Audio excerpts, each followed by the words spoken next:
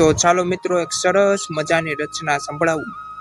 3 વાના મુજને આપ્યા, હૈયું, મસ્તક અને હાથ, બહુ દઈ દીધું નાનચા, ચોથું નથી માંગવું। તો આ પંક્તિમાં કવિ એની નારાજગી દર્શાવતા કહે છે, ઈશ્વરે મનુષ્યને મુખ્ય 3 અંગ હૈયું, મસ્તક અને હાથ આપ્યા છે, તો માનવીએ જીવન જીવવા માટે આ અંગો પર્યાપ્ત છે। આથી વિશેષ કાંઈ પ્રભુ પાસે માગવાની જરૂર રહેતી નથી। જો હૈયામાં લાગણી, પ્રેમ અને કામ કરવાની વૃત્તિ હોય, અને મસ્તકમાં સકારાત્મક વિચાર આવતા હોય, અને હાથ દ્વારા પરિશ્રમ કરવાની વૃત્તિ હોય, તો માનવી દુનિયાનું કોઈ પણ કામ આત્મવિશ્વાસ અને દ્રઢ નિષ્ઠાથી પાર પાડી શકે છે।